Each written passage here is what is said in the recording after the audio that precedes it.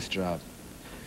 Verizon is doing everything they can to save their facilities so that we can get that service back. I can't express to you how appreciative we are of what they're doing, including taking some real risks in order to make sure that we have at least emergency service and that we keep our telephone service. Mr. Mayor, I'm personally struck when I see the video of the plane crashing into World Trade Center. I'm curious about each of your personal reactions to seeing the video and seeing the collapse of the tower. Oh, I think personal reaction is the same horror that everyone else has, and I think my personal reaction is about the people that I know, people that I know that died. Commissioner Von Essen, you look particularly pained. If you lost a letter man today. Yes. Could you talk about it for us? We've got a lot of work to do. Yes. Could you talk about it for us? We've got a lot of work to do. There'll be plenty of time to talk about that. Our hearts go out to all the families that are going to suffer. When you mentioned that, Ted Olson is a very close friend of mine. And I know Barbara. She's also a very close friend of mine. And I didn't know that she was on the plane. My hearts go out to all of the people affected by this. They don't deserve this. These are innocent people. This is a horrible attack. When you think of the sneak attacks that have been perpetrated, there's no military purpose to this. This is cowardly. It was awful. It was horrible. And again, the people of the city of New York are going to demonstrate, as we have when we've been tested before, that we're stronger than these barbarians. And we're going to do it a couple of ways. We're going to do it by going about our normal lives and not being afraid. We're going to have that shown all over the world that we're not afraid. And we're going to do it because we're not going to strike back in hatred. We're not going to participate in group blame or group hatred or anything like that. We're going to leave it up to the FBI, the police department, to find out who did this. We're going to leave it up to the President of the United States and the military to strike back, and I know they will. And we're going to ask everybody to pray for the families that are going through horror tonight. And I wish we could give you more information, but the communications are not perfect right now. Commissioner Carrick, can you talk about the mobilization, Commissioner Carrick, about what the police department specifically is doing at this point to safeguard the city and the citizens here? Well, the police officers throughout the rest of the city are basically staying in their boroughs. We brought in the specialized units, narcotics, vice, so forth and so on. They're in uniform. They're going to be working in southern Manhattan as a part of the rescue effort. Police department has gone to 12-hour tours, so there's easier rotation, and we can get them some rest when possible.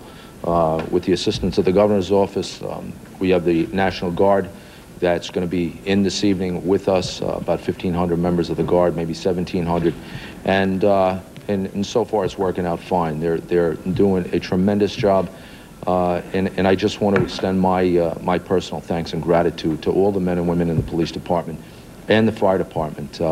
We took some heavy losses today, and my heart goes out to them and their families. Mayor, how many buildings collapsed? Can you just fill us in through the logistics? Two large ones and two or three others now. There were 2 or 3 others? Yeah, 7 World Trade. I think there was one other building that collapsed. Altogether, 4 or 5 buildings. We don't know yet how many, and we don't know how many are structurally damaged that will collapse. That's why the rescue efforts have to proceed carefully, cautiously. I want to thank the governor. Governor Pataki has been here to help us. Thank you very, very much. Thank you. I have a question for both of you. There was a very vivid video on all the TV stations just a while ago of celebrations in the street in the Palestinian territories, people handing out candy, people, shooting out guns in celebration. I wonder how those pictures of the celebration in the Palestinian territories hits you tonight as you sit to confront one of the country's greatest tragedies. Obviously, it's reprehensible that anyone would take joy in innocent civilians being the victims of terrorism. And it's incumbent on the president, our military, and our nation to strike back at those officials, those governments, those terrorists who have done this. And I'm confident that they will do that. Mr. Mayor. All right. Grim and somber demeanor on the faces of Mayor Giuliani and Governor Pataki. As well as Fire Commissioner Tom Von Essen over on the left side, who appear to be devastated. It's possible, he has no idea, but it's possible he's looking at the loss of dozens of his men and women. Exactly. Tonight. We have no idea. We don't know at this time. No, in fact, as a matter of fact, they said that they're having trouble communicating with what's going on at the Ground Zero site. And there was also the head of the FBI, Barry Maughan, that was addressing the reporters there. They talked about a number of things, including the fact that we will fight back. We will not let this bring us down. We're not going to let them do this to us. At the same time, Mayor Giuliani was full of praise for the men and the women who have been going in there doing their rescue and recovery, and also the hospitals, the doctors, the nurses, especially at St. Vincent's Hospital. They said take a huge number of very critically wounded people. Very quickly, before we move on to talk to our guest here, we want to mention that the New York City schools are closed tomorrow. We had some conflicting information about this earlier. We want to make this utterly clear. All New York City public schools are closed tomorrow, as are Catholic schools. Archdiocese schools, all closed tomorrow. I don't think there's going to be any schools open tomorrow, but if there's any more details to bring to you, it'll be through later on this evening. But as far as city schools, not open tomorrow. We have in our studio now with us Ephraim Sneh. He is the former Deputy Defense Minister of Israel under the Barak administration. He is currently the Minister of Transportation. Thank you so much for being with us. I understand you happen to be in New York just by chance. With some Jewish organizations and newspapers and other sorts of meetings. When it happened this morning, I was in the middle of a briefing to the Anti-Defamation League in downtown Manhattan when it happened. And the first thoughts that went through your mind when you heard this? That I feel like at home. Yes, feel like you're at home. You live under the shadow of terrorism in Israel every day. In the sense that we live for a long time, at least very intensively in the last year, in this atmosphere where every restaurant, every shopping mall, every railway station is a possible target for suicide bomber. That's the way we live. We lost this year 178 men and women in that sort of terrorist attack. That kind of experience is very new to us. Do you see us, perhaps, God forbid, being going in that direction? We would always have to be worried. Actually, we are standing in the same front line.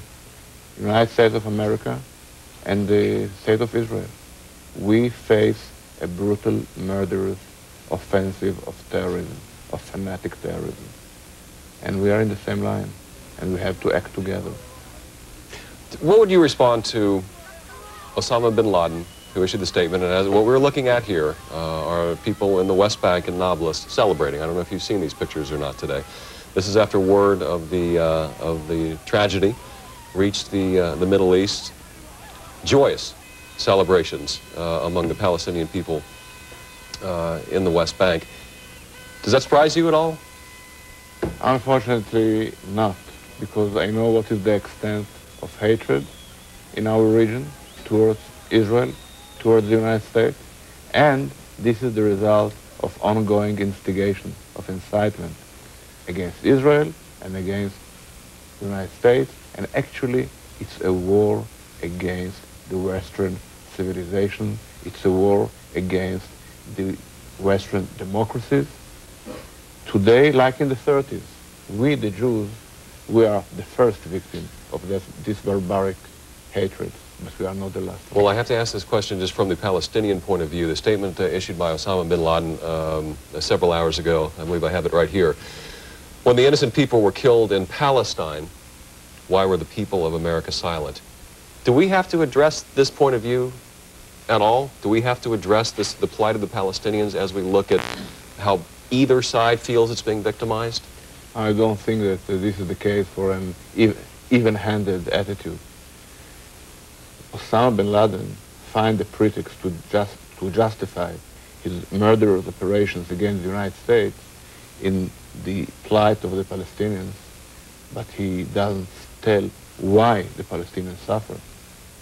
They are also victims of fanatic leaders who don't seek compromise but a unilateral victory and no aspiration for peace. Tell me one more time, you were talking to me right before we went on camera. Describe for me your thoughts when you looked down Broadway earlier today.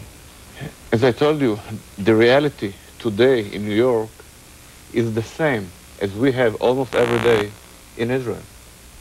And on my way here, I saw the empty Broadway. maybe the busiest place in the Western world.